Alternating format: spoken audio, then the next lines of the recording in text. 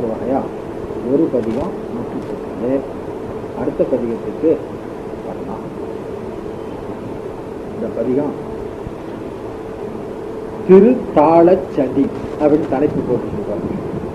திருத்தாளச்சதி ஜதி அப்படின்னு சொல்லுவாங்க. அதாவது தாளத்துக்கு ஏற்ப பாதத்தினாலே அடைவு போடுதல் அப்படின்னு அதை சதி அப்படின்னு சொல்லுவாங்க. அதான் திருத்தாளச்சதி. இந்த பதிகம் இருக்கு பாருங்க, இது பாடுவதற்கு மட்டும் உரிய பதிகம் இல்லைங்க, பாடிக்கொண்டு ஆடுவதற்கும் பதம் துடித்து ஆடுவதற்கும் உரிய பதிகம். அதுக்கு ஏற்றாற் போல இந்த பதிகத்துல சொல் அமைப்பும் ஒலி அமைப்பும் அமைந்திருக்கிறது அப்படிங்கிறத நினைவு கொள்ள வேண்டும். வெள்ளைவாரன் எழுதுற பொழுது ஆடரங்குகளில் மகளிர் பாடிக்கொண்டு நடித்தற்கு பொருந்திய தாள சொற்கட்டுக்களால் இப்பதிகம் அமைந்துள்ளது அப்படின்னு. அப்போ இந்த பதிகம் ஆடரங்குகளிலே பயன்படுத்தக்கூடிய பதிகம். இப்ப சாதாரண ஆடரங்குகள்ல அந்த முன்னமவனுடைய நாமம் கேட்டால் அதுதான் எல்லாரும் பயன்படுத்துவாங்க. இந்த பதிகத்தை பயன்படுத்துறதாக தெரியல. யாராவது கொஞ்சம் ஆடல்ல பயிற்சி உள்ளவங்களா இருந்தா இந்த பதிகத்துக்கு ஏதாவது பண்ண முடியுமான்னு பார்க்கலாம். ஆடரங்குகளில் மகளிர் பாடிக்கொண்டு நடித்தற்கு பொருந்திய தாள சொற்கட்டுக்களாக இப்பதிகம் அமைந்துள்ளது. இதை போல பதிகம் அமைக்கிறது கொஞ்சம் சிரமங்கள். நம்ம திருஞான சம்பந்தர் இடத்துலதான் நம்ம சித்திர கவின்னு பார்க்கறோம் இல்லையா, அதுல ஒரு கவியை பார்த்து நான் மாலை மாற்று இன்னொரு அடுத்த வகுப்புல இன்னொரு கவி பார்க்க போறோம், ஏகபாதம். அப்படி சித்திரகவி தமிழ்ல முதல்ல அமைச்சு கொடுக்கணும். சொல் அணின்னு ஒண்ணு உண்டுங்க, அது சங்க இலக்கியத்திலும் இருக்குது. அது எங்கேயோ ஒரு வரி ரெண்டு வரி, நீண்ட பாட்டுல ஒரு வரி ரெண்டு வரி வரும்.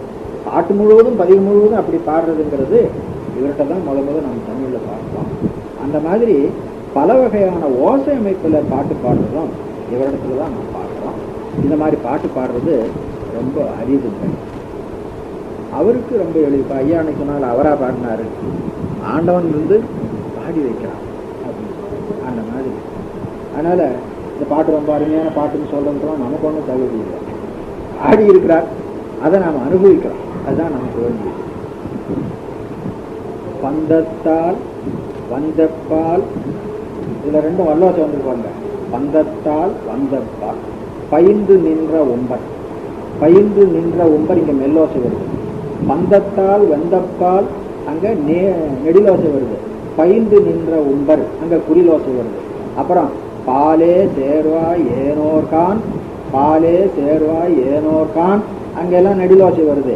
அப்புறம் பயில்கண முனிவர்களும் குறிலோசை, குறிலோசையும் கூட நிறையாவே பயில்கண முனிவர்.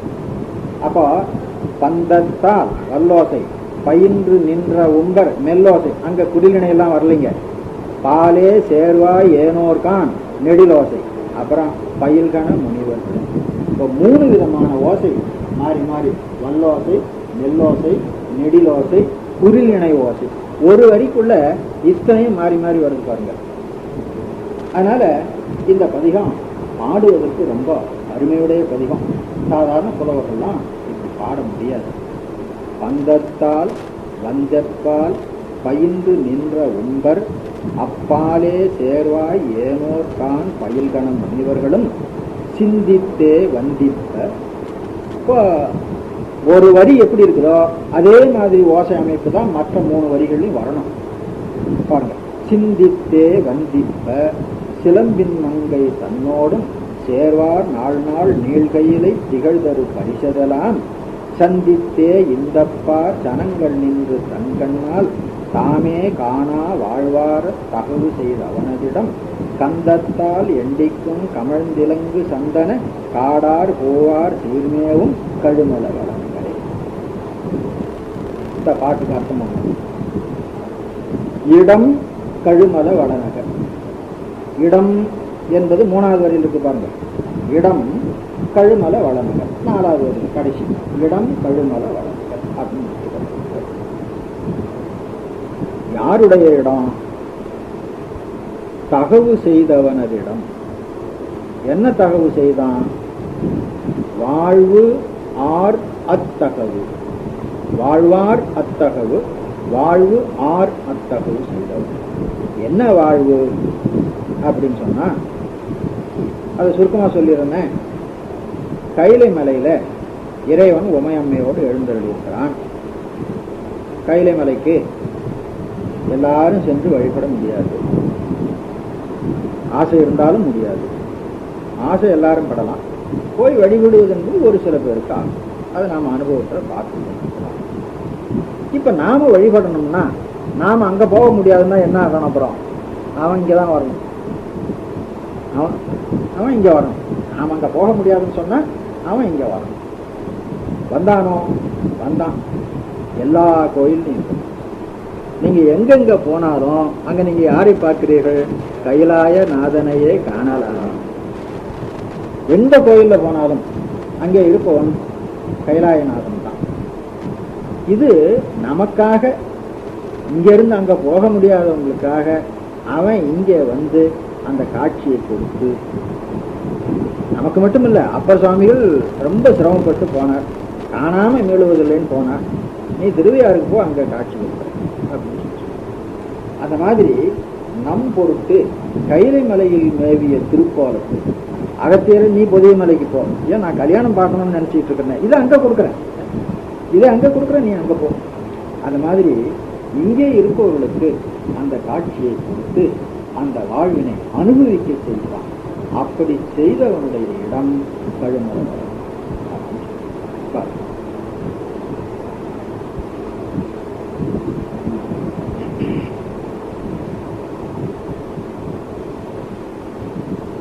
சிலம்பின் மங்கை தன்னோடும் சேர்வார் நாள் நாள் நீள் கையிலை திகழ்தரு பரிசதெல்லாம் சந்தித்தே இந்தப்பா சனங்கள் நின்று தம் கண்ணால் தாமே காணா வாழ்வு ஆர் அத்தகவு செய்தவர்களிடம். சனங்கள், எந்த சனங்கள்? இந்தப்பா சனங்கள் நின்று தம் கண்ணால் தாமே காணா கண்டு வாழ்வு ஆர் வாழ்வினை அனுபவிக்கின்ற சிவானந்த பெருவாழ்வினை அனுபவிப்பதாகிய அத்தகவினை செய்தவனது இடம். வாழ்வு ஆர் அத்தகவு செய்தவனிடம் கழுமல வளர்கள். அந்த எந்த இதை கொண்டான் அவன்? அங்க யாரோ பந்தத்தால் வந்து எப்பால் பயின்று நின்ற உம்பர்கள் எல்லாம் தேவலோகத்தை விட்டு இங்க வந்தாங்க. இங்க வந்து கையிலே சென்று இறைவனை வழிபடுகிறார்கள். அப்புறம் அவர்களின்றி ஏனோர்கள் யார் யார் இருக்காங்களோ அவங்களையெல்லாம் அப்பாலே சேர்வாய் ஏனோர். அப்புறம் யாரு? கான் பயில்கண முனிவர்கள், காட்டிலே இடமாக கொண்டு வாழ்கின்ற முனிவர்கள். அப்ப உம்பர், ஏனோர், முனிவர் இவர்களெல்லாம் சிந்தித்து வந்திப்ப. சிந்தித்தல் தியானித்தல், வந்தித்தல் என்பது புகழினை சொல்லி வணங்குதல். வந்தனம் அப்படின்னு சொல்றோம் இல்லைங்களா, அதுதான் வந்தித்தல். அப்ப சிந்தித்தலும் வந்தித்தலும் ஆகிய இரண்டையும் செய்ய இவன் சிலம்பின் மங்கை தன்னோடு அங்கே அமர்ந்திருக்கிறான். அதை இங்கே இருக்கின்ற மக்களும் காண வேண்டும் என்ற வாழ்க்கையினை அவன் தருகிறான். அதை சொல்றார்.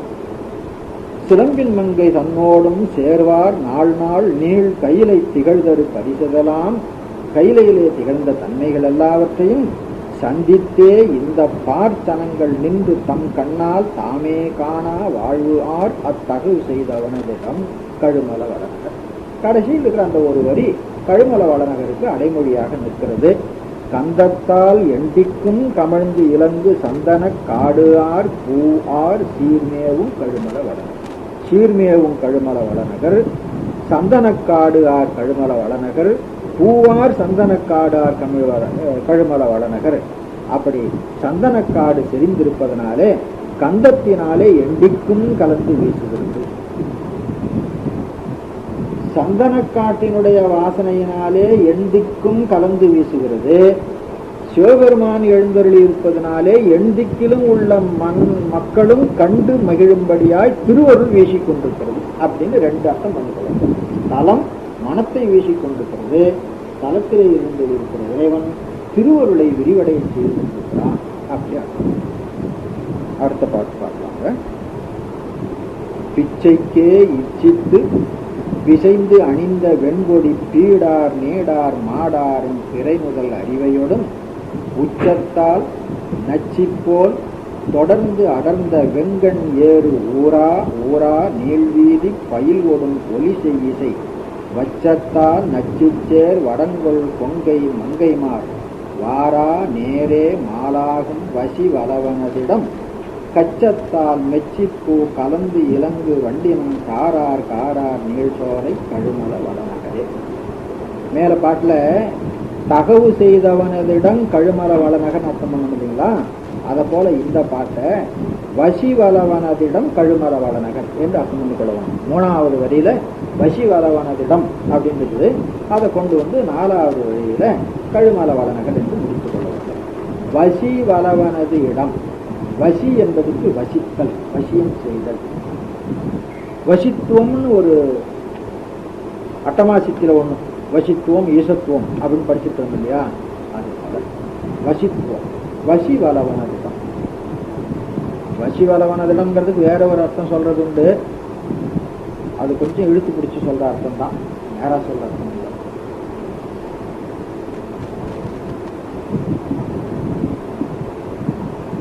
வசி என்பது 2 எழுத்து பஞ்சாட்சரம். 2 எழுத்து பஞ்சாட்சரத்துல சிகரத்தை முன்னால வச்சு சிவ என்று ஒண்ணு வரும், வகரத்தை முன்னால வச்சு வசின்னு ஒண்ணு வரும். வசி வளவனதிடம் 2 எழுத்து பஞ்சாட்சரத்தினாலே உணரப்படுபவனுடைய இடம் அப்படின்னு ஒரு அர்த்தம் பண்ணுவாங்க. ஆனா இந்த இடத்துல அப்படி பண்றதுக்கு இல்லை. அது அர்த்தம் நல்ல அர்த்தம், இந்த இடத்துல அப்படி பண்றதுக்கு இல்லை. அப்படி பண்றதுக்கு இல்லை என்பதுக்கு என்ன காரணம் அப்படின்னு கேட்டா, மேலே தொடர்கின்ற சொல்ல பார்க்கணுங்க. வடங்கொள் கொங்கை மங்கைமார் வாரா நேரே மாலாகும் வசி வளவன். இவன் பிச்சைக்கு செல்லுகிறான், பிச்சை இடுவதற்கு மகளிர்கள் வருகிறார்கள், அவர்கள் மால் கொள்ளுகிறார்கள். அவர்கள் மால் கொள்ளும்படியாய் அவர்களை வசித்தலிலே வல்லவனாக இவன் இருக்கிறான் என்று அர்த்தம். அப்ப வசி என்பது வசித்தல் என்னும் தொழிலைத்தான் குறிக்குமே தவிர, வசி என்பது 2 எழுத்து பஞ்சாக்கரத்தை குறிக்காது. 2வது அர்த்தமா அதை பண்ணிக்கொள்ளலாம். வசி வளவனாக இவன் ஏன் அவர்களை வசிப்பவனாக ஆனான் அப்படின்னு கேட்டா, இவன் தானும் தன் திருவருளுமாய் நின்றானாகையினாலே. திருவருளாலே வசிக்கப்படாத பொருள் உண்டோ? திருவருளும் தானுமாய் முன்னாலே நின்றான் என்று சொன்னா, உமையும் தானுமாய் முன்னாலே நின்றான் என்று சொன்னா, பிச்சை வருபவர்கள் இவனிடத்திலே மயங்கி நிற்கத்தானே செய்வார்கள். ஆகையினால வசி வளவனதிடம் என்றார். சரி, இவன் பிச்சை எடுக்க போனான். அதை சொல்றார், பிச்சைக்கே இச்சித்து. அன்பர்கள் இடுகின்ற பிச்சையை இவன் விரும்பினான். பிச்சைக்கே இச்சித்து. பசிக்காக பிச்சை எடுக்கல, அன்பருடைய அன்புக்காக பிச்சை எடுக்கலாம். பிச்சைக்கே இச்சித்து. சும்மா போனா பிச்சை போடுவாங்களா? கொஞ்சம் வேடமும் இருக்கணும். அதனால திருநீர் நல்லா குழைத்து அணிந்து கொண்டான். பிசைந்து அணிந்த வெண்கொடி. வெண்கொடியை தண்ணீர் விட்டு குழைத்து அணிந்து கொண்டான் என்று சொல்றார். பிசைந்து அணிந்த வெண்கொடி. பீடார் நீடார் மாடாரும் பிறைநுதல் அறிவையுடன். இவன் தனியா பிச்சை எடுக்க போல, உமையம்மையும் கூட கொடுத்தான். அதான் வசி வளவனதிடம். அதுதான் வர்றது வசி வளவனதிடம். அதனால பிறைநுதல் அறிவையுடன் அவ பக்கத்துல இருந்தா. பெருமை பொருந்தியவள். மாடாரும் அறிவை, பிறைநுதல் அறிவை, பீடு ஆர் அறிவை, நீடு ஆர் அறிவை. எந்த காலத்திலிருந்து அவனோடு இருக்கிறான்? அவன் என்னைக்கு இருந்தானா அன்னையிலிருந்து அவனும் அவளோடவே இருக்கான். அதனால நீடு ஆர் அறிவை. பீடார் நீடார் மாடாரும் பிறைநுதல் அறிவை. அறிவை என்பதை எடுத்துக்கொள்ளுங்க. பிறைநுதல் அறிவை. அப்புறம் மாடாரும் பிறைநுதல் அறிவை. மாடாருன்னா பக்கத்திலே பொருந்தி இருக்குங்க. மாடு என்று சொல்லுது பக்கம் அர்த்தம். அப்புறம் நீடார் பிறைநுதல் அறிவை. நெடுங்காலமாய் அவனோடு பொருந்தி இருப்பவள். அப்புறம் பீடுவார், பெருமை பொருந்திய. என்ன பெருமை அவளுக்கு அப்படின்னு கேட்டா, சிவம் பரம்பொருள் தான், அதுல ஒன்றும் சந்தேகம் இல்லை. ஆன்மாக்களுக்கு அருளுவதுதான், அதுலயும் சந்தேகம் இல்லை. ஆனா ஆன்மாவுக்கு அருளுகிற பொழுது தனது சக்தியின் வழியாக அருளுவானே என்று அவன் நேரே அருளுவதில்லை. சிவம் வெளிப்படுகிற பொழுது தனது சக்தியே திருமேனியாக கொண்டு வெளிப்படுமே என்று தானே வெளிப்படுவதில்லை. ஆகையினாலே சிவத்தினுடைய பெருமையெல்லாம் சக்தியினுடைய பெருமையாகவே ஆகும். ஆகையினால பீடார் நீடார் மாடாரும் பிறைநுதல் அறிவையுடன். எப்ப பிச்சை எடுக்க போனா? நல்ல உச்சி பொழுதுல பிச்சை எடுப்பான். சுந்தரமூர் சாமிகளுக்கு பிச்சை எடுக்க போனதும் அப்பதான் உச்சி பொழுதுல தான் பிச்சை எடுக்க போனான். ஏன் உச்சி பொழுதுல பிச்சை எடுக்க போனான்? இவங்களுக்கெல்லாம் ஒரு நேரத்து உணவு தான். அதை கவலம் கணக்கு வச்சிருக்குது. இன்னென்ன ஆசிரமத்தில் இருக்கிறவன் இத்தனை கவலம் தான் உணவு வேண்டும் அப்படின்னு ஒரு கணக்கு இருக்கு. அதனால இவங்களுக்கு ஒரு நேரத்து உணவு, நண்பகல் பொழுது உணவு மட்டும்தான். எனவே அந்த நேரத்திலே பலி கொள்வதற்கு போனா உச்சத்தா உச்சி பொழுதுல நச்சி போல், நச்சி விரும்பினவன் போல, மேல இச்சித்துன்னு சொன்னார் இல்ல, விரும்பினவன் போல போனான்னா அப்ப சாப்பாடு போட்டுதான் ஆகணும், சாப்பாடு போடாவிட்டா உயிரே சரிக்காது அப்படிங்கிற மாதிரி போனான். உச்சத்தால் நச்சி போல். அந்த உச்சி பொழுதுல போனாதாங்க ஆன்மாவினுடைய உண்மை நிலை வழங்கும். அப்பதான் ஆன்மாவை தன்னிடத்துல வசிக்க முடியும். அது என்ன, உச்சி பொழுதுல போனாலும் ஆன்மாவுக்கு ஓமை பளிங்கு. பளிங்கினுடைய தன்னிறம் விளங்குவது எப்போ? உச்சியில. சாய்ந்த நேரத்துல பக்கத்துல என்ன இருக்குதோ அதுதான் வரும். உச்சியில இருக்கிற பொழுது தன்னிறம் விளங்கும். ஆனா தன்னிறம் முனைத்து விளங்குமோ? முனைத்து விளங்காது. அது எப்படி விளங்கும்? சூரியனுடைய நிறத்துல ஒடுங்கி விளங்கும். அதை போல முத்திக்கு அதுதான் ஓமை, உச்சி பளிங்கு. முத்திக்கு அநேக ஓமை உண்டுங்க, அதுல உச்சி பளிங்குன்னு ஒரு ஓமை. அப்ப பார்த்து கொடுங்க, அங்க இருக்கிற மகளிர்கள் பிச்சையிட வர்றாங்க, அவர்களை இவன் வசிக்கிறான். எப்போ? உச்சி பொழுதுல. எவ்வாறு?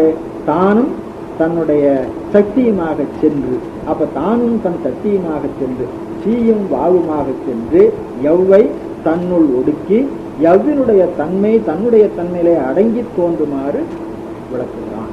அப்படிங்கிறது தான் அந்த உச்சி பொழுதிலே பிச்சை எடுக்கிறதுக்கு உமாதேவியோடு சென்றான் என்பதற்கு உச்சத்தால் நச்சி போல் தொடர்ந்து அடர்ந்த வெண்கண் ஏறு ஊரா. போற பொழுது ரிஷப வாகனத்துல போனோம். அது சொல்ற, தொடர்ந்து அடர்ந்த வெண்கண் ஏறு ஊரா. ஊரான ஊர்ந்து, ஊரா நீள்வீதி, ஊரிலே பொருந்தி இருக்கின்ற ஊர் ஆம் நீள்வீதி, ஊரா நீள்வீதின்னு வருது. ஆம் என்பது நீள் என்பது மெல்லின வந்தானா இந்த இன்னும் அடிஞ்சு போகுங்க. நீள்வீதி அப்படின்னு வந்துடும். ஊராம் நீள்வீதி பயில் ஓடும் ஒலி செய் இசை வச்சத்தால் நச்சி சேர் வடங்கொள் கொங்கை வச்ச அத்தால், வைத்த அத்தால் வரணும், அது வச்சத்தால் வரும். வச்சத்தால் நச்சி சேர் வடங்கொள் கொங்கை மங்கை மார். இதான் இவங்க வந்தவங்க. ஒரு பலியிட வர்றாங்க, பிச்சையிட வர்றாங்க. வச்ச அத்தால். இன்னொரு அர்த்தம் வத்சத்தால், வத்சம் வாத்சல்யம் சொல்ல முடியுங்களா? அந்த வத்சத்தால் என்பது வச்சத்தால் வரும். அப்படி வந்தா அவங்க இறைவனிடத்திலே அன்புடையவர்களாக பிச்சையிட வந்தார். வச்சத்தால் நச்சி சேர் வடங்கொள் கொங்கை, இது பொதுவா மகளிருக்கு உண்டான அடைமொழிங்க.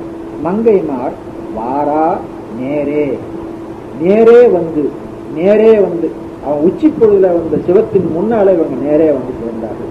இப்ப இங்க என்ன நடக்கும்? சிவத்தினுடைய திருவருள் தான் இதனிடத்துல பதியும். அப்ப ஆன்ம போதம் அதுல அடங்கி போகும். இந்த நிலை ஒரு அனுபவம்.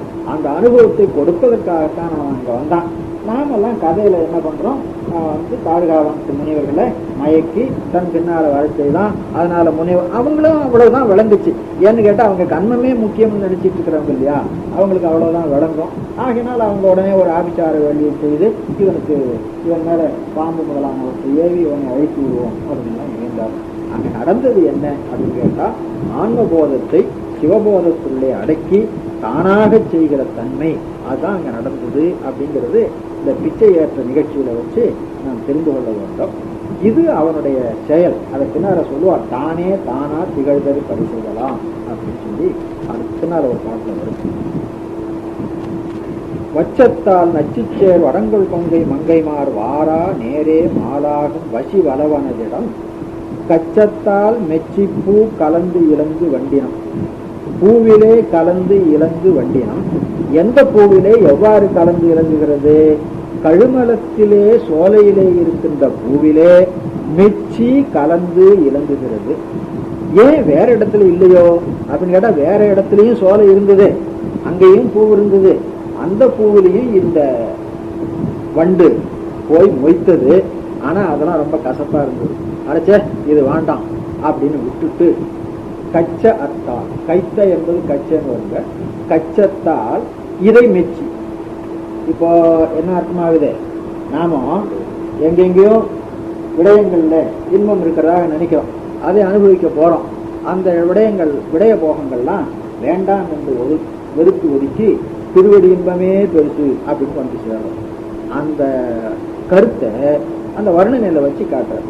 கச்சத்தால் மெச்சி பூ கலந்து இழந்து வண்டினம். இந்த பாட்டை ஞாபகம் பண்ணி கொள்ள வேணும். திணைத்தனை உள்ளதோர் கோவிலில் தேனுன்னாலே நினைத்தோரும் காண்டோரும் பேசும்போதும் எப்போதும் அனைத்தெலுங்குள்ளேக ஆனந்தத்தேன் சொரியும் குறிப்புடையான். அப்போ அதுல இருந்த வண்டி எங்க வந்து சேரும்? இங்க வந்து சேரும். அது போல அதை கச்ச அதனாலே இதை மெச்சி இங்கே வந்தது என்று அர்த்தம். அப்போ ஆன்மாக்கள் வேறு எங்கெங்கோ சென்று எந்தெந்த இன்பத்தையோ இன்பம் என்று கருதி அனுபவித்து அது இன்பம் அல்ல என்று தெரிந்து அப்புறம் கழுமல நகருக்கு வந்து சிவபரம் பொருளை வழிபட்டு பேரானந்த பெருவாழ்வை அடையும் அப்படின்னு அர்த்தம்.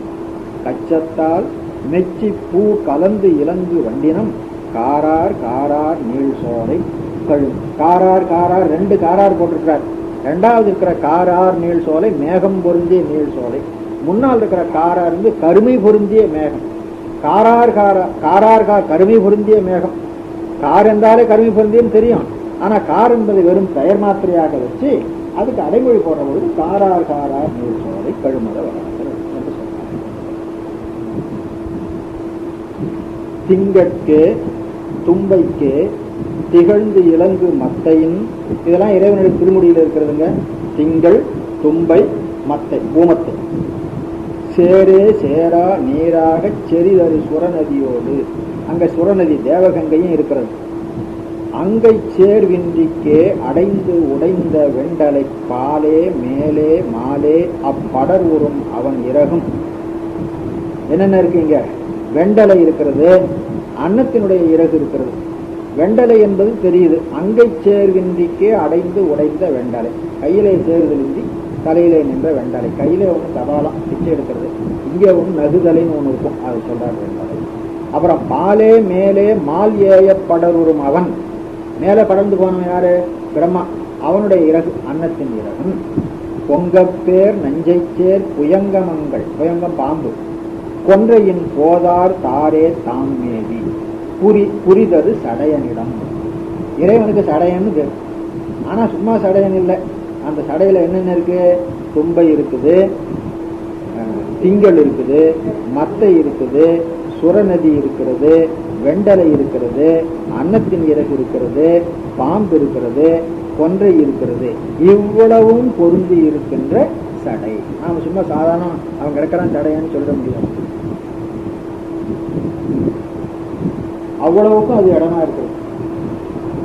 அதனால சடையன் இடம். கங்கைக்கு ஏயும் பொற்பார் கலந்து வந்த பொன்னியின் காலே வாரா மேலேபாய் கழுமல வளநகரே. காவிரியினுடைய வாய்க்கால் வந்து பாய்கின்ற கழுமல வளநகர்.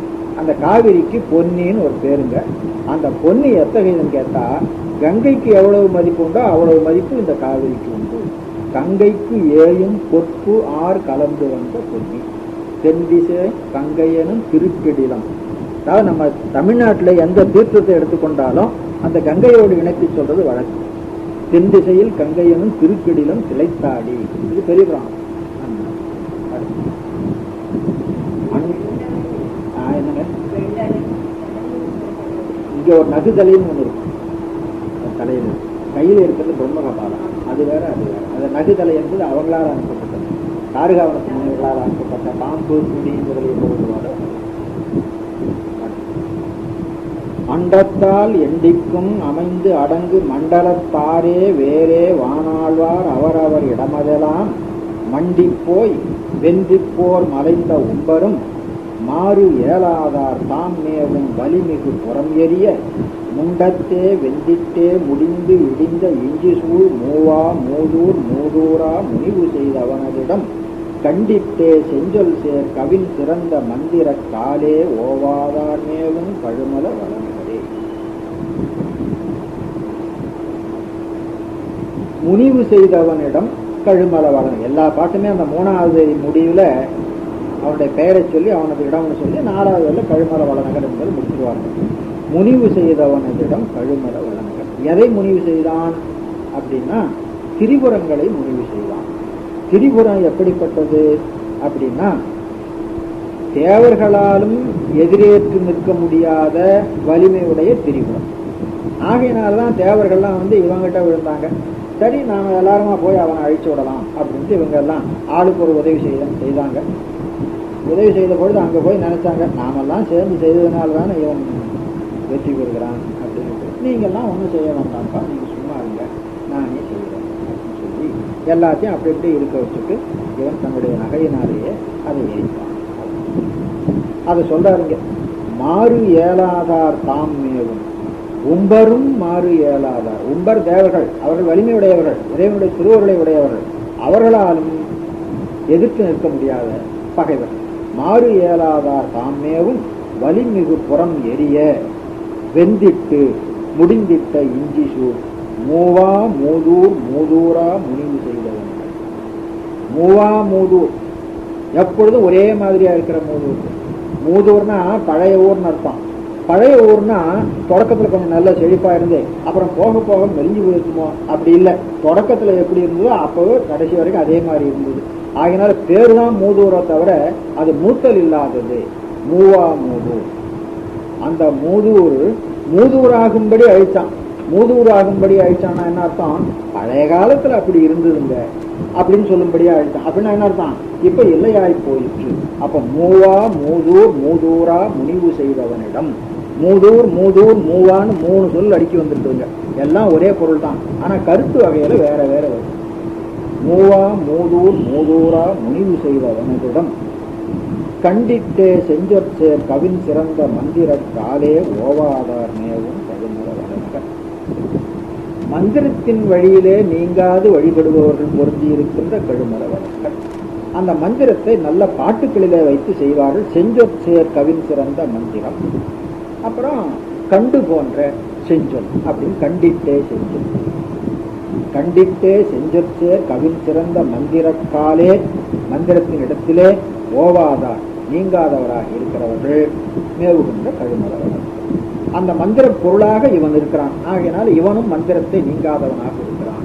அப்புறம் மந்திரம் என்ற சொல்லுக்கு கோயில்னு ஒரு அர்த்தம், மாளிகைன்னு ஒரு அர்த்தம், இப்படி எல்லா அர்த்தமும் பொருந்தும்படியாக அந்த சொல் அங்க பயன்படுத்தணும். சரி, அதுக்கு மேலே இருக்கிறதுல உம்பர்களை சொல்றார். உம்பர்கள் திருவிராதிகளோடு போய் போர் செய்து தோற்று வந்தார்கள். அண்டத்தால் எண்திக்கும் அமைந்து அடங்கு மண்டலத்தாரே 6 வழியாக வேறே வானாழ்வார் மண்டலத்தின் வழியாகவும் வானாழ்வார் வழியாகவும் அவரவர் இடமெல்லாம் மண்டி போய் மிக்கு சென்று வென்றி போர் மலைந்து, அதனாலே அலைந்த உம்பர் மாறு இயலாதாராகி இவனிடத்திலே குறையிறந்தார்கள். அதனாலே இவன் சென்று அவர்களை அழித்தான் அப்படின்னு சொல்லி அந்த பாட்டு. அடுத்த பாட்டு போனோம். திக்கிற்றே வற்றற்றே திகழ்ந்திலங்கு மண்டல சீரார் வீரார் போரார் தாரகன் உடல் அவனெதிரே புக்கிட்டே வெட்டிட்டே புகைந்தெழுந்த சண்டத்தி போலே பூநீர் தீ கால் நீ குணதரும் உயிர்கள் திறம் சொக்கத்தே நித்தத்தே தொடர்ந்த மங்கை செங்கதத்தோடேயாமல் மாலோக துயர் கலைபவனதிடம் கைக்க போயின்னு ஒரு பாடம், கைக்க பேர்னு ஒரு பாடம். கைக்க போய் உக்கத்தே கனன்று மிண்டு தண்டலை காடே ஓடா ஊரேசே கழுமல வடம.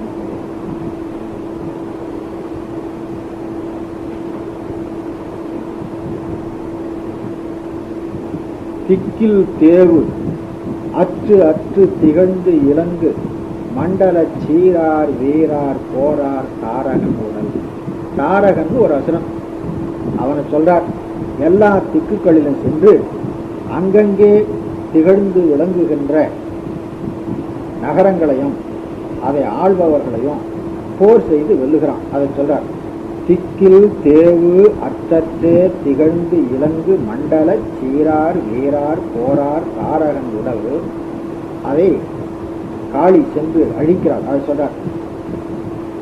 அவனெதிரே புக்கிட்டு வெட்டிட்டு புகைந்து எழுந்த சண்டத்தி கோபத்தி, போரிலே எழுந்த கோபத்தி போலே பூ பூமி நீர் தீ கால் மீ புனதரு உயிர்கள் திறம் இந்த 8 வடிவத்தையும் சொல்லிட்டாரு. இந்த திறம் சொக்கத்தே நித்தத்தே, சொக்க நிறுத்தம் தாண்டவம், சொக்கத்தே நித்தத்தே தொடர்ந்த மங்கை செங்கதத்தோடு ஏயாமே. தொடர்ந்த மங்கை என்பது தாரகனை வென்ற காளி. அவள் தொடர்ந்த கதத்தோடு, தொடர்ந்த கோபத்தோடு, செங்கதத்தோடு ஏயாமே மாலோகத்துயர் கழுபவனிடம். அதாவது தாரகனாலே மக்கள் துயரப்பட்டார்கள். அந்த தாரகனை காளி வென்றால் அந்த வெல்லும் பொழுது எழுந்த கோபத்தினாலே மக்களுக்கு துன்பம் உண்டாகும்படியாயிற்று. அந்த காளி கோபத்தோடு பொருந்தாதபடி இவன் அந்த கோபத்தை கணிவித்தான் அப்படிங்கிற செய்தி இந்த பாட்டில் சொல்லப்பட்டிருக்க. கைக்க போய் உக்கத்தை, உகம் என்பது உக்கம்னு வருகின்ற யுகம். கைக்க போய் உக்கத்தை கனன்று நின்று தண்டலை சோலை காடே ஓடா ஊரேசே கழுமலம்.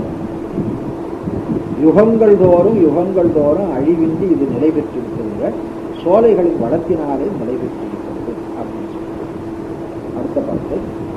செற்றிட்டே வெற்றிச்சேர் திகழ்ந்த தும்பி மொய்ம்புறும் சேரே வாரா நீள்போதை தெரியழை பிடியதுவாய் ஒற்றைச்சேர் முற்றற்கொம்பு உடை தடக்கை முக்கண் மிக்கு ஓவாதே பாய் மாதானத்து உரு புகர்முக இறையை பெற்றிட்டே மற்ற இப்பார் பெருத்து மிக்க துக்கமும் பேரா நோய்தான் ஏயாமை பிரிவு செய்தவனிடம் கற்றிட்டே 8 கலைத்துறை கரை செல காணாதாரே சேராமை கடுமல வளர்ந்தே. இந்த பாட்டு சிவபெருமான் உலக மக்களுடைய துன்பத்தை நீக்குவதற்காக விநாயகரை பெற்று அளித்தான் அப்படிங்கிற செய்தி சொல்லப்படுகிறது. இந்த பிடியதன் உருவமைங்கிற பாட்டு இருக்கு இல்லைங்களா, அந்த பாட்டினுடைய கருத்து இது அப்படிங்கிறத நினைவு வைத்துக் கொள்ள.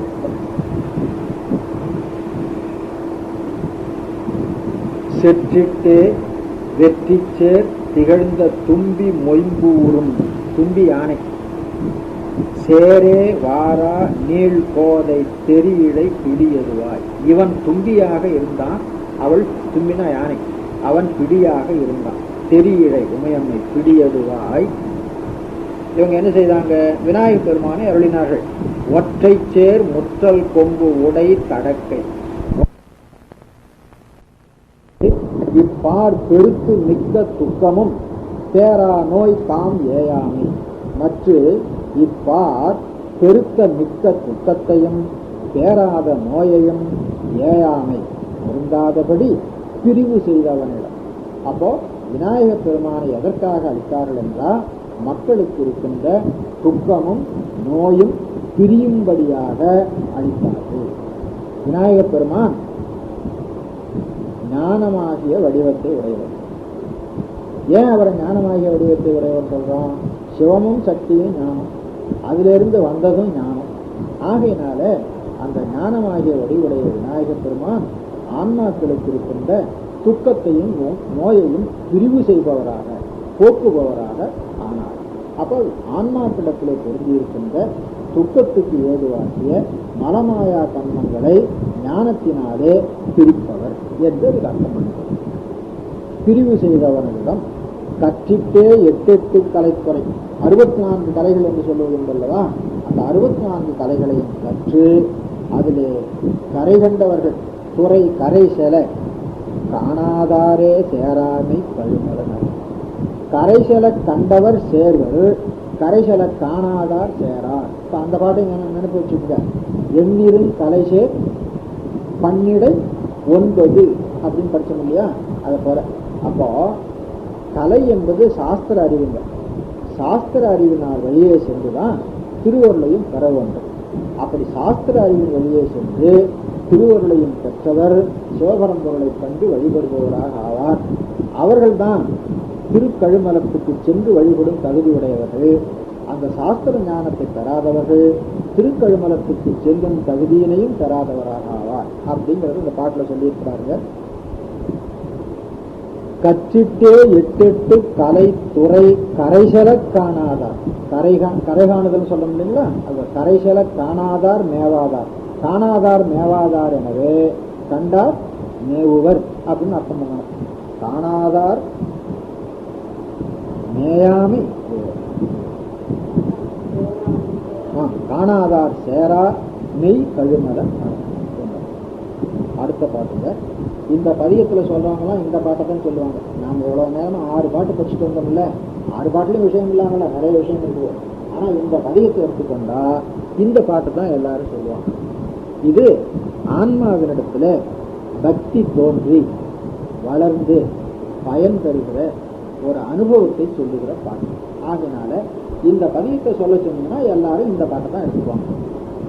பத்தி பேர் வித்திட்டு பரந்த ஐம்புலங்கள் வாய்ப்பாலே போகாமே காவா பகை அருவகை வினையா முத்திக்கே விக்கத்தே முடிக்கும் முக்குணங்கள் வாய் மூடா ஊடா நாளந்த கரணமும் ஒரு நெறியாய் சித்திக்கே உத்திட்டு திகழ்ந்த மெய்ப்பரம்பொருள் சேர்வார் தாமே தானாகச் செய்யுமவன் உரையுமிடம் கத்திட்டோர் சட்டங்கம் கலந்திறந்து நற்பொருள் காலே ஓவாதார்மேவும் கழுமல வளநகர் செய்யும் அவன் உரையுமிடம் கழுமல வளநகர். எல்லா பாட்டுக்கும் இருக்கிற மாதிரி 3வது அடி வீட்டை 4வது அடி வீட்டுக்கு கொண்டு வந்து முடித்துக் கொள்கிறோம்.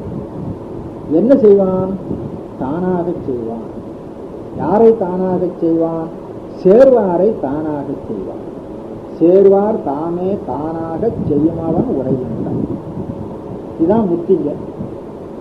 ஆன்மாவை சிவமாக செய்கிறான். அதான் ஆன்மாவை சிவமாக செய்யறான்னா எங்கேயுமே தெரிஞ்சிட்டு இருக்கிற ஆன்மாவை செய்ய முடியுமா? சாஸ்திர ஞானத்தின் வழியாக வந்து திருவருளிலே நின்று திருவடியை அடைய வேண்டும் என்ற விருப்பம் உடையவர்கள் யாரோ அவர்களை அவன் தானாக செய்வான். எனவே சேர்வார் தாமே தானா செய்யுமவன். எதனை சேர்வார்? மெய்ப்பரம்பொருள் சேர்வார். மெய்ப்பரம்பொருளை எப்படி சேர வேணும் அப்படின்னா அதுக்கு ஒரு பெரிய உழவு செய்ய வேணும். பரம்பொருளை அடைவதை ஒரு உழவு செய்வது போல உருவகப்படுத்தி, இது போல உழவு செய்வது போல உருவகப்படுத்தி பாடினவர் அப்பர் சுவாமிகளும் பாடியிருக்கிறார். மெய்மையாம் உழவை செய்து விருப்பம் விதையை ஊற்றி அப்படின்னு ஒரு பாட்டு. இது மாதிரி இதை உழவு செய்வதோட இணைத்து சொல்றது ஒரு வழக்கு. இவரும் அப்படி பாடியிருக்கிறார் பாருங்க. முதல்ல ஒரு விதை போடணும். என்ன விதை போடணும்? பத்தி என்கின்ற பெரிய விதையை போடணும். பத்தி பேர் வித்திட்டு, பேருன்னா பெயர், பத்தி என்னும் பெயருடைய விதை என்று சொல்லலாம். அப்படி இல்லை, பத்தி என்ற பெரிய விதை. ஏனைய விதையெல்லாம் விடைய போகத்தை விளைக்கும், இது சிவபோகத்தை விளைக்கும். ஆகினால ஏனைய விதைகள் சிறிய விதைகள், இது பெரிய விதை. அப்புறம் பேர் விதை என்பதுல நன்கு முற்றிய விதை என்று அர்த்தம். பத்தி பேர் வித்திட்டு. சரி, விதை விதைச்சாச்சு. அப்புறம் அது ஏதாவது வந்து மேய்ஞ்சிட்டு போயிடுமே. பரந்த ஐம்புலங்கள் வாய்ப்பாலே போகாமே காவா. காவான்னா காத்து. முதல்ல விதை போடணும். விதை போட்ட உடனே காவல் செய்யணும். எப்படி காவல் செய்யணும்? ஏன் காவல் செய்யணும் அப்படின்னா, ஒரு 5 மிருகங்கள் இருக்குதுங்க, அதை வந்து மேய்ஞ்சிட்டு போயிடும். அந்த பத்தி என்னும் வித்து முளைத்து தழைத்து வர்ற பொழுது ஐம்புலங்கள் ஆகிய விலங்குகள் அதை மேய்ந்து அழித்து விட்டு போயிடும். அதனால ஐம்புலன்கள் வாய்ப்பாலே போகும். ஐம்புலன்களின் வாயினிடத்தே போகாதபடி. மனத்திலே அங்கிருக்கும், ஆனா அறிவு அதை ஏமாற்றிட்டு இப்படி போயிடும், ஐம்புலன்களின் வழியா போயிடும். அப்படி போகாம காப்பாற்ற வேண்டும். அப்புறம் அது மட்டும் போதுமா? இது வெளியிலிருந்து வர்ற பகையை காப்பாற்று. உள்ளுக்குள்ளேயே சில பகை இருக்குங்க. வெளியிலிருந்து மிருகங்கள் வந்து பயிரை மேய்ஞ்சிட்டு போயிடும், உள்ளுக்குள்ள இருந்தே பூச்சிகள் வந்து பயிரை அழிச்சிடுமே. அது என்ன அது அப்படின்னு கேட்டா, உள்ளே இருக்கிற குற்றங்கள்னு ஒண்ணு உண்டு இல்லையா? காம, குரோத, லோக, மோக, மத, மாற்றம் என்று ஒரு 6 குற்றம் உண்டுங்க. அந்த 6 குற்றத்தினாலும் அந்த பயிர் அழிந்துவிடும். அப்ப ஐம்புலன்களினாலும் அழிந்துவிடும், 6 குற்றங்களினாலும் அழிந்துவிடும். அப்படி அழியாம காப்பாற்ற வேண்டும்.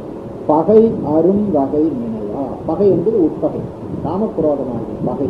அது வரும்படியாக விலகும்படியாக தியானிக்க வேண்டும். அப்படி நினைத்து இந்த பயன் விளையத்துக்கு நாம் முயற்சி பண்றோம். பத்தி என்ற வித்து தழைத்து வளர்ந்து முத்தி என்ற பயனை கொடுக்க வேண்டும். சிவபிரகாச சுவாமிகள் 4 மணி மாலையில் அப்படிதான் சொல்லி இருக்கிறார். ஊன்றிய அன்பாம் வித்தில் சிவமெனும் மென்முளை தோன்றி வளர்ந்து கருணை மலர்ந்து விளங்குறும் முத்தி மெய்ப்பயன் கருணி. இதுக்கு என்ன தண்ணி பாய்க்கிறது? திருவாசகம் தான். ஆமா, அதை மனசுல வச்சுட்டு பாருங்க. ஊன்றிய அன்பாம் வித்தில் சிவம் எனும் மென்முளை தோன்றி வளர்ந்து, அந்த வித்து வளர்றதுக்கு தண்ணீர் திருவாசகம் பெருநீர் ஒழுகி. திருவாசகம் எங்கிருந்து வந்தது? அது கடல்ல இருந்து வந்துட்டு வந்தது. நலமலி கங்கை நதி தலை சேர்ந்த நற்கருணை கடல் முகந்து. ஒரு கடல்னு சொன்னா ஆறுகள்லாம் அதுல வந்து சேரணுமே. இந்த கருணை கடல்ல ஆறு சேர்ந்ததோ அப்படின்னு கேட்டா சேர்ந்தது. கங்கை இருக்கு இல்லையா? அப்ப நலமலி கங்கை நதி தலை சேர்ந்த நற்கருணை கடல் முகந்து உலகு ஒப்ப உகந்த மாணிக்க வாசகம் என ஒரு மாமழை பொழிந்த திருவாசகம் எனும் பெருநீர் ஒழுகி. அப்புறம் அது எங்கிருந்து வந்து ஓதுவார் மனம் எனும் ஒன்குளம் புகுந்து. அப்ப திருவாசகத்தை ஓதுவார் இங்க தேக்கி வச்சுட்டாங்க. தேக்கி வச்சுட்டு கொஞ்சம் கொஞ்சமா நமக்கு கொடுக்குறாங்க. நாவெனும் மதையும் நடந்து, அப்புறம் நம்ம உள்ளத்துக்குள்ள வரணும். அதுக்கு ஒரு வழி வேணுமே.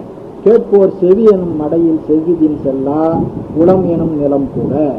இப்ப கருணை கடல்ல இருந்து வந்த தண்ணீர் வயலுக்கு வந்து பாஞ்சாச்சு. அதுக்கு முன்னால் அங்க விதையை தயார் பண்ணி வச்சிருக்காங்க. ஊன்றிய அன்பாம்புக்கு என்ன முளை தோன்றும்? சிவம் எனும் மென்முளை தோன்றி வளர்ந்து கருணை மலர்ந்து. கருணைனா இவர் எல்லா இவர்களுக்கும் செய்யற கருணை இல்லை, அங்க சிவபரம்பொருளுடைய திருவருட் சக்தி வெளிப்படணும். கருணை மலர்ந்து அப்புறமா அதனால முத்தியாகி பயனை தரும் என்று சிவபிராஜங்கள் 4 பாடினார். அத போல சொல்றாங்க.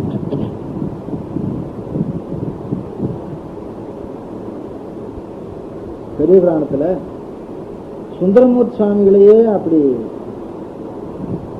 சேர்க்கிறார்.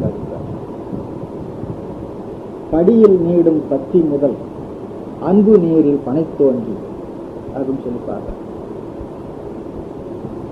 கடிய வெய்ய இருவினையின் தலைகட்டு முடிவில்லாத சிவபோகம் முருகி முளை விளைந்ததா அப்படின்னு சொல்லி வெள்ளாணி சேர்த்து பாடுறார். அங்கதானே அவருக்கு அந்த முழு பயனும் கிடைக்கிற காலம். அந்த இடத்தை கொண்டு வந்தார்கள். அந்த கர்த்தாட்கொண்ட புராணத்துல தொடங்கினது இங்க வந்து முற்று பெறுகிறது அப்படிங்கிறத காட்டுறது. படியில் நீர் பத்தி முதல் அன்பு நீர் படைத்து வந்து வடிவு நம்பி ஆரூர பாட்டு சரியா ஞாபகம் வரல. செம்பொன் மேனி வனப்பாக கடிய வெய்ய இருவினையின் தலைகட்டு முடிவில்லாத சிவபோகம் முருகி விளைந்துள்ளார். அந்த மாதிரி 10 பேர் வித்திட்டு பரந்த ஐம்புலங்கள் வாய் பாலே போகாமே காவா பகையரும் மனிதனையா முத்திக்கு ஏவி. அப்படி வர்ற பொழுது விரைவாக முடிக்கும். எது அங்க போக முடியாதது? கத்துனா விரைவுன்னு அர்த்தம். முத்திக்கு விக்கத்தை முடிக்கும்னு பிரிச்சார்த்தம் பண்றார் தன்வானி தேசிகர் அர்த்தம். விக்கம் விக்கனம் என்ற சொல் விக்கம்னு வந்தது. முத்திக்கு செலுத்துகிற பொழுது முக்குணங்களினாலே விக்கினம் வரும். அந்த விக்கினம் வராதபடி காப்பாற்ற வேண்டும் அப்படின்னு சொல்றாரு. முடிக்கும் முக்குணங்கள் வாய் மூடா. முக்குணங்கள் வந்து பொருந்துச்சானா நாம எங்க இருப்போம்? பிரகிருதிக்கு கீழே இருப்போம். முக்குணங்கள் நீங்கினாதான் பிரகிருதிக்கு மேல போக முடியும். அப்பதான் சகல வர்க்கத்து தன்மை நீங்கி பிரளயாகல வர்க்கத்து தன்மை உண்டாகும். புருஷ தத்துவம் காலையில் நாம் படித்தோம். புருஷ தத்துவம் வரையிலும் சகல வர்க்கத்து தன்மை இருக்கு. அங்க இருக்கிற வரையும் நமக்கு முக்குண வசம் உண்டு. அதுக்கு மேல போனாதான் முக்குணம் நீங்கும். அப்பதான் நமக்கு பிரளயாகல தன்மை வரும். அதுக்கு மேல பயணம் செய்து கொண்டு போனா விஞ்ஞான கலவர்க்க தன்மை வந்து சுத்தமாயா பவனத்தில் இருக்கும். அதுக்கு மேல திருவடி அடையும். இங்க கீழே நின்றுட்டோம்னா முக்குணங்கள் வந்து போர்த்து கொள்ளும். அப்படி போர்த்து கொண்டா நம்ம மேல போக விடாது. எனவே முக்குணங்கள் விக்கத்தை முடிக்கும் முக்குணங்கள் வாய் மூடா. அப்புறம் அதுவும் கூட ஊடா நாலந்த கரணமும் ஒரு நெறியாய். அந்த கரணம் 4 அதுவும் குணாம்சம் தான். அது வந்து வெளியில நம்ம இழுத்து கொண்டு போகும். அப்படி போகாதபடி அது எங்க வைக்க வேணும்? சித்திக்கு வைக்க வேண்டும். சித்திக்கு வைக்க வேண்டும் என்று சொன்னா ஞானத்திலே செலுத்த வேண்டும். சித்தி என்பது காலையில் படித்தோம். புத்தி யார் யார் எந்தெந்த தத்துவத்தில் நிற்கிறாங்களோ அவங்கவுங்க அந்தந்த தத்துவத்திலே முத்தி பெறுகிறார்கள். அதனை சித்தி என்று சொல்றதுன்னு படித்தோம். அது ஞானத்தினாலே வருவது அப்படின்னு படித்தோம். அந்த ஞானத்துக்கு நாம் செலுத்த வேண்டும். ஞானத்துக்கு செலுத்தினா இப்ப எந்த இடத்துல செலுத்துவோம்? புருஷ தத்துவத்துல செலுத்தி அதுக்கு மேல அராகம் வித்தை கலை என்று அப்படி போவோம். அப்படி போனா சித்திக்கே உய்த்துக்கு அப்படி செலுத்துவதனாலே இவன் மெய் பரம்பொருளை சேர்பவனாக ஆகிறான். அப்படி செய்யாவிட்டால் இவன் எதனை சேர்பவனாக ஆவான்? தன்மபோகத்தை சேர்பவனாக ஆவான். மீண்டும் பிறப்புக்கு ஏதுவாக போய்விடும். எனவே மெய் பரம்பொருள் சேர்வார் இவ்வளவு சிரமப்பட்டு அவனுடைய திருவடியை அடையணுங்க. பிறவி பெருங்கடல் நீந்துவர் நீந்தார் இறைவனடி சேராதார். இறைவனடி சேர்ந்தார் நீந்துவர். எப்படி சேர்றது? இவ்வளவு சிரமப்பட்டு சேரணும். 10 பேர் விட்டுட்டு 5 குணங்களாலே அழிவு வராம, அருகுணங்களாலே அழிவு வராம, முக்குணங்களாலே அழிவு வராம, அப்புறம் 4 அந்த கரணத்தால் அழிவு வராம, என்னென்ன இருக்குவாங்க 3, 4, 5, 6 ஒன்னொன்னா அதிகமாகிட்டே இருக்குது பகை. இவ்வளவு பகையும் என்று அங்க போய் சேர்ந்தா அவன் தானாக சேர்வார் தாமே தானாக செய்யும் அவன் உரையினிடம். கத்தித்தோர் சட்டங்கம். ஷடங்கம் என்பது சட்டங்கம் வருதுங்க. 6 அங்கத்தையும் கற்றவர். கற்றித்தோர் என்பது கத்தித்தோர்னு வருது. இதெல்லாம் ஓசை நயம்பட அமைந்த செயலாகையினால எழுத்து போலிகள் வருங்கள். இத்துக்கு இச்சு போலியாகும். கத்தித்தோர் முன்ன கூட படிச்சுங்களா? வச்சம் என்பது வச்சம் ஒன்று, அல்லது வைத்த என்பது வச்சை என்று வந்ததுன்னு சொல்ல முடியுங்களா? அதை போல இதை வைத்துக் கொள்ள. கத்தித்தோர் சட்டங்கம் கலந்து இலங்கு நற்பொருள். அந்த பொருளின் வழியிலே ஓவாது. காலே ஓவாதா. கால் என்பது வழி. எதன் வழி? நற்பொருளின் வழி. அந்த நற்பொருள் அவங்களுக்கு எப்படி வந்தது? ஷடங்கங்களை ஓதியதனாலே வந்தது. ஷடங்கங்களை ஓதியதனாலே பெருமை பெற்றவர்களை ஷடங்க வித் அப்படின்னு சொல்றது. இந்த சடங்கவி சிவாச்சாரியாரும் அதுதான் ஷடங்க வித் அப்படின்னு. வேதத்தை அறிந்தவனே வேத வித் என்று சொல்றோம். அதே போல 6 அங்கங்களை அறிந்தவனே ஷடங்க வித் என்று சொல்றோம். அப்படி அறிந்ததனாலே அந்த பொருளின் வழியிலே சென்று நீங்காமல் இறைவனை சேர்பவர்களாக அவர்கள் ஆகிறார்கள் அப்படிங்கிறது கருத்து.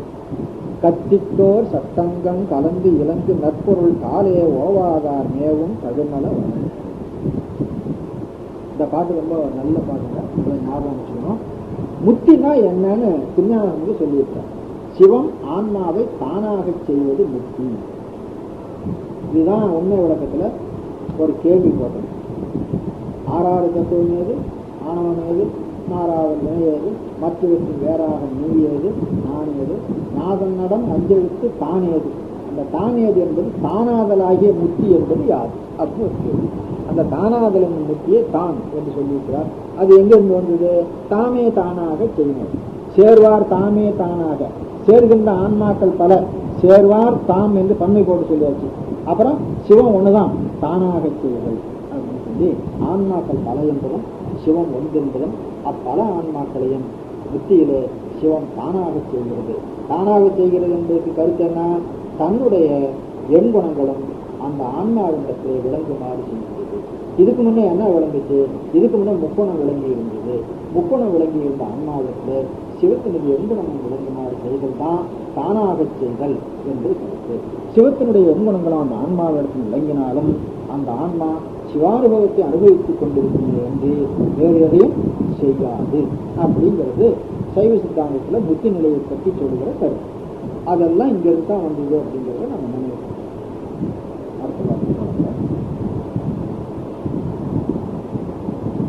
செம்பைச்சேர் இஞ்சிச்சூ செறிந்திலங்கு பைம்பொழில். செம்பு போன்ற இஞ்சி, நல்ல உறுதியான மதில் இருக்கும். இஞ்சினா மதில்ங்க. செம்பைச்சேர் இஞ்சிச்சூர் செறிந்திலங்கு பைம்பொழில் சேலே வாரா வாரீச திரையறி நகர் இறைவன். வாரீசன் கடல். திரையறிகின்ற கடலுக்கு இறைவனாகிய யாரு? ராவணனை சொல்லுகிறது. இது எத்தனாவது பாட்டு? 8வது பாட்டு. ராவணனை சொல்லுகிற பாட்டு. வாரீச திரையறி நகர் இறைவன். வாரீச திரை கடல் திரை, அது வீசுகின்ற நகரம். கடலின் நடுவிலே இருந்த மகேந்திரன் அப்படிங்கிற நகர் இறைவன். இன்பர்க்கு ஏதம் செய்துக்கு இருந்து. இன்பர்க்கு ஏதம் செய்துக்கு இருந்து. ஏதம்னா துன்பம். அரண் பயின்ற வெப்பு ஏறார் பூனேர் ஓர்வாதத்து எழில் விரல் அவன் நிறுவிட்டு. இன்பர்க்கு ஏதம் செய்தான். அங்க அரண் இருந்தான். அவன் என்ன பண்ணான்? ஏறார் பூ நீர் ஓர் பாதம். பூவை ஒத்த ஒரு பாதங்கள் இறைவனுடைய திருவடி. இவன் மிக வலிமையுடைய தோள்களினாலே மலையை அசைத்தான். இவனை தண்டிக்க வேண்டும் என்பதற்கு இறைவன் தன்னுடைய பாதத்தை சிறிதே ஒன்று. அது எப்படிப்பட்ட பாதம்? பூ நேர் பாதம். ரொம்ப மெல்லிய பாதம். அந்த மெல்லிய பாதத்தினால ஊன்றதுக்கே அவனால தாங்க முடியல. அப்பர் சுவாமிகள் ஒரு பதிவு முழுவதும் இதையே பாடியிருக்கார். மனகனாய் ஊன்றினானே மரித்து நோக்கு இல்லை என்று, மரித்து நோக்கு இல்லை என்று அதை முழுவதும் அப்படியே அவனை தண்டிக்க வேணும்னு நினைத்து கோபித்து தண்டித்தானா என்ன நடக்குமே சொல்ல முடியாது. அடுத்தாவது ராவணன் ஒருத்தன் இருந்தானாங்கிறதே தெரியாம போயிடும். அதான் அவன் நல்ல ஊன்றினான். பவழ நுனி விரலால் பைய ஊன்றி பறிந்தாள். பவழம் போன்ற விரலின் நுனி, அந்த நுனியினால மெல்லமா ஊன்றினான். நுனியில கூட அழுத்தமா ஊன்றல, மெல்ல ஊன்றி ஐயோ பாவம் இவன் அழிந்துபட்டு போறாரே அப்படின்னு பரிவும் செய்தான். அப்படின்னா பவழ நுனை விரலால் பைய ஊன்றி பறிந்தாரும் அப்படின்னு சொல்லி. அதனால பூநேர் பாதம், பூநேர் ஓர்பாதத்து எதிர் விரல் அவன் முடிவிட்டு அம்பற்பூன் வெந்திக்கோள் அழிந்து. அப்படி ஊன்றினதுனால அம்பொன் பூன் அணிந்த வெற்றிக்கோள் அழிந்தது. அம்பொன் பூன் வென்றிக்கோள், வெற்றி வென்றின்னு வருங்க, அழிந்து. வந்தனம் செய்து உடனே அவன் புரிஞ்சுக்கிட்டான், இது வணங்கினால் அன்றி இதுல இருந்து விடுபட முடியாது. எனவே அவன் வழிபாடு செய்ய ஆரம்பித்தான். வந்தனம் செய்து, வந்தனம் செய்தார்க்கு ஆறார் கூர்வாள் வாழ்நாள், வாழும் நாளும் ஆயுளும் கொடுத்தான். வாழ்நாள் வானால் வருங்க அன்று அருள் புரிபவனதிடம் கம்பத்தார் தும்பி யானை, கட்டுக்கரியிலே கட்டி வைக்கப்பட்ட யானை. கம்பத்து ஆர் தும்பி திங் கவுள் சொரிந்த மும்மத காரார் சேரார் மாவீதி கழுமல வளனே. சில பாட்டுல பொழில் வளம் பாடினார்ல, அது போல இந்த பாட்டுல அங்க யானைகள் உலாவி கொண்டிருக்கின்றன. யானைகளுடைய மதநீர் ஆறாக பாய்ந்து சேறு செய்திருக்கிறது. அத்தகைய கழுமல வளனகள். அடுத்த பாட்டு பன்றி. இப்ப இது 9வது பாட்டு, திருமால் பிரம்மன் பற்றி இது பாருங்க. பன்றி கோலம் கொண்டு இப்படி தடம் பயின்று இடப்பான்.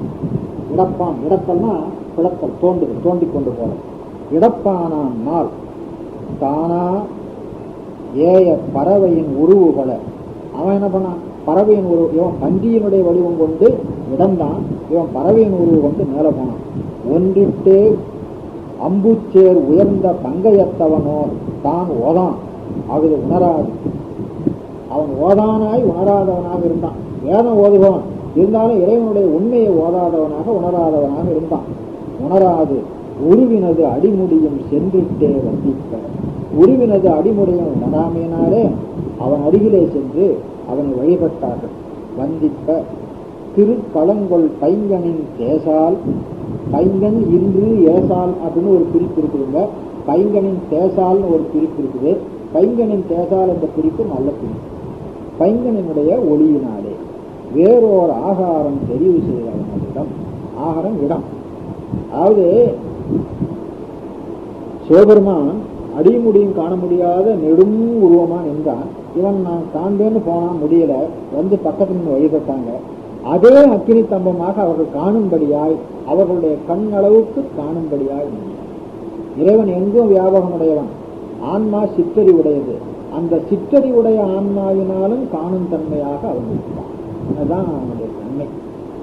சூரிய பிரகாசம் இருக்குது, அது உலகம் முழுவதும் பரவி இருக்குது. நம்ம கண்ணு உலகம் முழுவதும் காணக்கூடிய பெரிய கண்ணாவா இருக்குது. ஆனா நம்ம கண்ணினாலும் அனுபவிக்கும்படியாய் அது நமக்கு பயன்படுகிறது. அதுபோல இறைவனுடைய திருவருள் வியாபகம் உடையது. ஆன்மாவின் அறிவளவுக்கேற்ப அனுபவிக்கின்ற தன்மை அது கொடுத்து கொண்டிருக்கும். அவன் அதான் பெரியதில் பெரியதனாயிருப்பான், அணுவுக்கு அணுவாக இருப்பான்.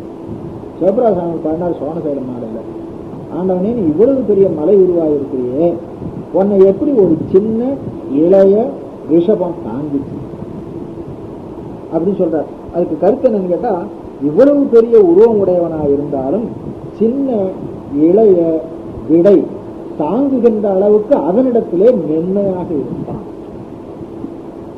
அப்படி பாடுறாரு. ஓங்குறும் அண்டகோலகை அளவும் உயர்ந்தும் ஓர் மழை விடை முதுகில் தாங்குகு நடக்க இருந்திடும். சாமி நீ இவ்வளவு பெருசா இருக்கிற, என் முதுகில் ஏறி உட்கார்ந்தா நான் தாங்க மாட்டேன். இல்ல நீ தாங்குற மாதிரி நான் உட்காந்துக்கிறேன் அப்படின்னு சொல்லி அதன் மேல அமர்ந்து கொண்டு அப்படின்னு சொல்லி ஓர் மழை விடை முதுகில் தாங்குகு நடக்க இருந்திடும் சொன்ன. அது மாதிரி வந்தித்தவனாலே அவர்கள் காணும்படியாய் நின்றான். பைங்கனின் தேசால் வேறோர் ஆகாரம், ஆகாரம் இருப்பிடம், வேறோர் ஆகாரம் என்பது முன்னே காண முடியாத நின்ற உருவை விட்டு அவர்கள் காணும்படியாய் நின்ற உருவை சொல்லுகிறார். அந்த உருவத்தை தான் நாம இப்ப லிங்கோத்பவமூர்த்தி அப்படின்னு வச்சு வழிபட்டு கொண்டிருக்கிறார். முடிவு செய்த அவனதிடம் கன்றுக்கே முன்றிற்கே கலந்து இழந்து இளம் நிறைக்கவும் காலே வாரா மேலேகாய் கழுமல வளர்ந்தது. பசு தன் கன்றுக்காக முன்றில் பொழிந்த பால் காலாக வாய்க்காலாக பறந்து செல்லுகின்ற கழுமல வளநகர் என்று பசுவினுடைய வளம் சொன்னதுனால ஏனைய வளமெல்லாம் அங்கே நாம் கற்பித்துக் கொள்ள வேண்டும். அப்புறம் சமணர்களை பற்றிய பாட்டுங்க 10வது பாட்டு. தட்டிட்டே முட்டிக்கை தடுக்கு இடுக்கி. சமணர்கள் எல்லாம் பாய் இடுக்கி கொண்டிருப்பார்களாம். அதை சொல்ற. தட்டிட்டே முட்டிக்கை தடுக்கு இடுக்கி நின்று உணா தாமைய பேணாதே நாளும் சமனோடும் உழல்பவரும் இட்டத்தால் அத்தம்தான் இதென்று அதென்று நின்றவர்க்கு ஏயாமே வாய் ஏது சொல். அவங்களோட கொள்கையை சொல்றா பாருங்க. பொருள் இதுவான்னு கேட்டா இதென்றுன்னு வேணும், அதுவான்னு கேட்டா அதென்றுன்னு வேணும். அப்ப என்ன ரெண்டும் வேணும். இது சமணனுக்கும் அதுதான், பௌத்தனுக்கும் அதுதான். அதனால இதென்று அதென்று நின்றவர்க்கு ஏயாமே வாய் ஏது சொல் இலைமலி மருதம்பூ புட்டத்தே அட்டிட்டு திருஷ்டபாகம் என்பது அவ்வாறு வந்தது. அட்டிட்டு புதைக்கும் மெய்க்கொள் புத்தரும். சமணரும் புத்தரும். புத்தர்கள் காவி ஆடையினாலே மெய்யை கோர்த்து கொள்வார்கள். இவன் ஆடையே இல்லாமல் நிற்பான். அதனால புதைக்கும் மெய்க்கொள் புத்தரும் போல்வார் தாம் ஓராமே. தாமோ ராமே அந்த வாசிக்காக நிற்கும். பிரிக்கிறபோது தாம் ஓராமே ஓர்ந்து உணர முடியாதபடி தாம் ஓராமே போய் உணர்வு செய்த அவனதிடம் கட்டிக்கால் வெட்டித்தீங் கரும்பு தந்த கைம்புணல் காலே வாரா மேலேகாய் கழுமல வளநகரே. மேலை பாட்டுல பசு தன் கன்றுக்கு இறங்கி பொழிந்த பால் வாய்க்காலாக பரப்புன்னு சொன்னார். இந்த பாட்டுல வயல்ல கரும்பு விளைச்சிருக்கிறாங்க, கரும்பை வெட்டுகிறார்கள், சாறு ஆறாக பாய்கிறது, அது ஓயாமல் பறந்து கொண்டிருக்கிறது. அது சொல்றார். கட்டி கால் வெட்டி தீங்கரும்பு தந்த பைம்புணல் கரும்பஞ்சாறு புனல் காலே வாரா வாய்க்காலாக வந்து மேலே பாய் உயர்ந்து பாய்கின்ற கழுமல வளம். அடுத்த பாட்டு. இது திருக்கடைக்காப்பு பலன் சொல்லுகிற பதிகம். கஞ்சத்தேன் உண்டிட்டு, கஞ்சம் தாமரை, கஞ்சத்தேன் உண்டிட்டு கழித்து வண்டு சண்பகத்தானே தேனே போராறும் கழுமல நகரிலே. தாமரையிலே தேனை உண்டு, சண்பக காட்டிலே தேனை உண்டு, ஆணும் பெண்ணுமாய் இணைந்திருக்கின்ற ஒரு நகரம் வண்டு. போராறும் கழுமல நகரிரையை தஞ்சைச்சார் சண்பைக்கோன் சமைத்த. தஞ்சைச்சார் சண்பைக்கோன். சண்பைக்கோன் எல்லாருக்கும் தஞ்சமாக இருக்கின்ற சண்பைக்கோன். தஞ்சம் புகுமிடம். எளியவர்கள் வலியவர்களை புகுமிடமாக கொள்ள வேண்டும் அல்லவா, தஞ்சம் புகுதல் சொல்றது இல்ல. அப்படி தஞ்சைச்சார் சண்பைக்கோன் சமைத்த நற்கலைத்துறை. அவரே தன்னுடைய பாட்டு சொல்றது நற்கலைத்துறை. ஏனைய பதிகங்கள் போல இல்ல, இது வேறு மாதிரியா பண்ணின பதிகம். அதனால நற்கலைத்துறை தாமே போல்வார் தேன் நேரார் தமிழ் விரகண மொழிகள். நற்கலைத்துறை மொழிகள், தமிழ் விரகண மொழிகள், தாமே போல்வார் தமிழ் விரகண மொழிகள், அப்புறம் தேன் நேரார் தமிழ் விரகண மொழிகள். அப்போ இது நற்கலைத்துறையா இருந்தாலும் திருத்தாளச்சதியா இருந்தாலும் ரொம்ப இனிமையான பதிகம் இது. நான் இனிமையா தான் பாடி கொடுத்துருக்கேன்னு. தேன் நேர் ஆர் தமிழ் விரகண மொழி. தேன் நேர் ஆர் மொழி, தமிழ் விரகண மொழி தனித்தனியாக கூட்டிக் கொள்ள வேண்டும். எஞ்ச தேய்வின்றிக்கே, எச்சமின்றி தேய்தலின்றி, அல்லது எஞ்சத்து ஏய்வின்றி எஞ்சுதல் பொருந்துதலின்றி அப்படின்னா குறையாம பாட வேண்டும். எஞ்ச தேய்வின்றிக்கே இமைத்து இசைத்து அமைத்த கொண்டு. இசைத்து அமைத்த கொண்டு, இசையமைத்து பாடுங்க. இசைத்து அமைத்த கொண்டு 7 7 4 3 இயல் இசை இசை இயல்பாய். இசையை சொல்றாருங்க. 7 7 4 3 ஏழுங்க. 7 7 4 3 7 7 4 3 இயல் இசை இசை இயல்பாய். வஞ்சத்து ஏய்வின்றிக்கே மனங்கொள பயிற்றுவார் மார்கே சேர்வாள் வானோர் சீர் மதிமுதல் மடவரலே. வானோர் சீர் மதிமுதல் மடவரல் மார்கே சேர்வாள். திருமகள் தங்கி இருப்பாள். அப்படின்னு. அப்போ எல்லா செல்வங்களும் அவர்களுக்கு உறவாகும் என்று சொல்லிட்டார்.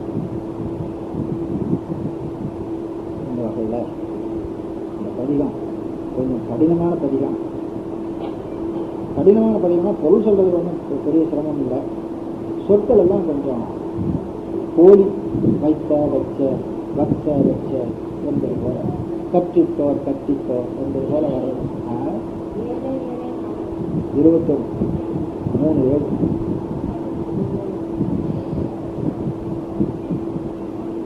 மூவேழ் துறையின் அப்படின்னு சொல்லி சொல்றேன்.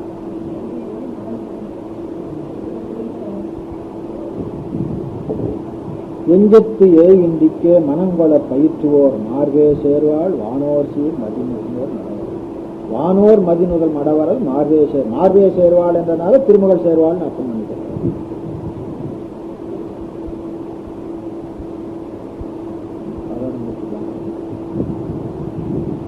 அப்புறம் அவங்களுக்கு ஒரு அறிவிப்பு. அடுத்த வகுப்பு, அதாவது 3வது வாரம் இல்லையா, அந்த வகுப்பு அதுக்கு அடுத்தாப்புல நடக்கும். அடுத்த மாதத்தில் எப்போ போல அந்த 2வது வாரம் அடுத்த வார வகுப்பு வெளியில் போக வேண்டிய காலையில் வகுப்பு. நான் நாளைக்கு விக்ரமசிங்கபுரத்துக்கு போகிறேன். அங்கே 4 நாள் தான் இருக்கிறேன். அவங்க 15 நாள் இருக்கு சொல்லி கேட்டாங்க. அதனால இந்த வகுப்பை விட்டு வர முடியாது. அதனால நான் இந்த வாரத்துக்கு மத்தியில் தான் வருவேன்னு அவங்க சொல்லியிருக்கேன். நான் நாளை இரவு புறத்து போய் செவ்வாய் புதன் வியாழன் வெள்ளி 4 நாள் உண்மை விளக்கம் நடத்த சொல்லியிருக்காங்க. அதை முடிச்சுட்டு வெள்ளிக்கிழமை இரவு புறப்பட்டு சனிக்கிழமை கோயம்புத்தூர் வந்துடுவேன். ஆனால் ஞாயிற்றுக்கிழமை எப்பவும் போல சிவஞான போல் மாபாடி வகுப்புக்கு வந்துடுவேன். அன்னைக்கு அந்த ஒரு வகுப்பு தான், பிற்பகல் வகுப்பு இல்லை. வாழ்த்து வான்மொழி வராது செய்க மதிவளம் சுரக்க மன்னன் போன்முறை அரசு செய்க குறை விடாதீர்கள் வாழ்க நான் மறை அகங்கள்வோங்க மற்றவன் வேள்வி மல்க மேன்மைகள் செய்த நீதி இழந்துக உலகமெல்லாம் மேன்மைகள் செய்த நீதி இழந்துக உலகமெல்லாம் மேன்மைகள் செய்த நீதி இழந்துக உலகமெல்லாம். போதுவார்